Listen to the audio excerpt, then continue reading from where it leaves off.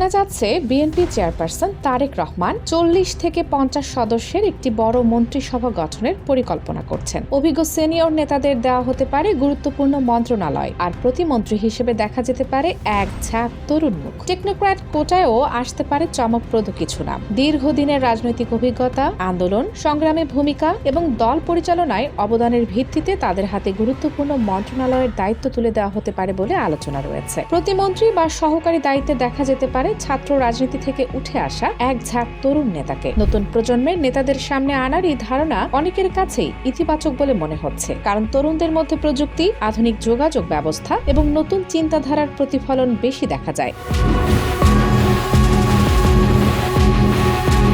বিশ্লেষকদের মতে তরুণ ও অভিজ্ঞ নেতৃত্বের সমন্বয় ঘটলে তা সরকার পরিচালনায় ভিন্নধর্মী গতি আনতে পারে। অভিজ্ঞরা যেখানে নীতি নির্ধারণ ও রাজনৈতিক কৌশলে দক্ষ, সেখানে তরুণরা প্রশাসনিক কার্যক্রম, উদ্ভাবনী চিন্তা এবং প্রযুক্তি নির্ভর সমাধানে ভূমিকা রাখতে পারেন। ফলে এই মিশ্রণকে অনেকে সম্ভাব্য শক্তি হিসেবে দেখছেন। সবচেয়ে বেশি আগ্রহ তৈরি করেছে তথাকথিত টেকনোক্র্যাট কোটার বিষয়টি। গুঞ্জন রয়েছে এই কোটায় রাজনৈতিক ব্যক্তিত্বের পাশাপাশি পেশাগত দক্ষতা সম্পন্ন কিছু ব্যক্তিকে দায়িত্ব দেওয়া হতে পারে। অর্থনীতি, কূটনীতি, প্রশাসন বা বিশেষজ্ঞ পর্যায়ের মানুষদের মন্ত্রিসভার অংশ করা হলে তা হবে সময় উপযোগী সিদ্ধান্ত, এমন মত শোনা যাচ্ছে। অনেকেই মনে করছেন নীতি নির্ধারণে পেশাদারিত্ব ও দক্ষতা বাড়াতে টেকনোক্র্যাটদের অন্তর্ভুক্তি গুরুত্বপূর্ণ ভূমিকা রাখতে পারে।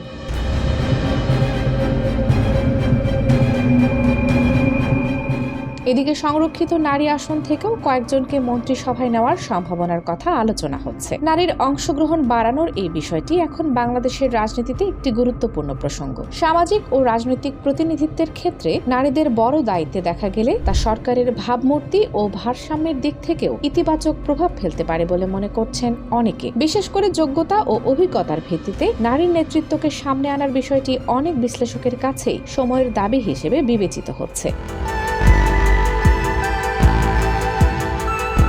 অন্যদিকে স্বতন্ত্রভাবে নির্বাচিত সংসদ সদস্যদের ভূমিকাও আলোচনায় এসেছে। যদিও তারা সরাসরি দলীয় কাঠামোর অংশ নন, তবুও তাদের মধ্যে কেউ কেউ গুরুত্বপূর্ণ দায়িত্ব পেতে পারেন, এমন কথাও শোনা যাচ্ছে। রাজনৈতিক পর্যবেক্ষকদের মতে স্বতন্ত্র সদস্যদের অন্তর্ভুক্ত করা হলে তা হবে একটি কৌশলগত বার্তা, যা সংসদের ভেতরে ভিন্নধর্মী সমীকরণ তৈরি করতে পারে। এতে রাজনৈতিক অন্তর্ভুক্তির একটি ভিন্ন দৃষ্টান্ত স্থাপিত হতে পারে বলে ধারণা করা হচ্ছে। তবে এই সমস্ত আলোচনার মাঝেও একটি বাস্তবতা স্পষ্ট। এখন পর্যন্ত এসবই গুঞ্জন ও রাজনৈতিক মহলের বিশ্লেষণ। আনুষ্ঠানিক কোনো ঘোষণা বা নিশ্চিত তথ্য প্রকাশিত হয়নি।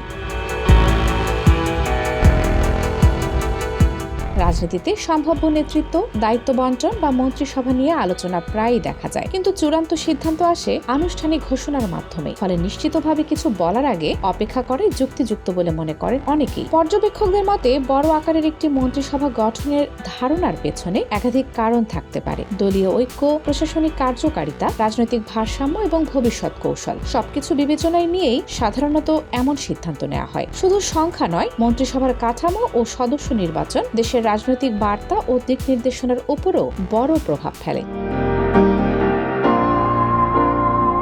সব মিলিয়ে দেশের রাজনৈতিক অঙ্গনে এখন আলোচনা, কৌতূহল এবং জল্পনা কল্পনার শেষ নেই। কে আসছেন, কে থাকছেন, কার হাতে যাচ্ছে কোন দায়িত্ব, এসব প্রশ্নই ঘুরে বেড়াচ্ছে সাধারণ মানুষ থেকে শুরু করে বিশ্লেষকদের আলোচনায়। সময়ের সাথে সাথে এসব গুঞ্জনের বাস্তবতা কতটা মিলবে সেটাই এখন সবার আগ্রহের কেন্দ্রবিন্দু। আপাতত রাজনৈতিক অঙ্গনের এই সম্ভাব্য পরিবর্তনের আলোচনা দেশ জুড়ে বাড়িয়ে তুলেছে উত্তেজনা ও প্রত্যাশা।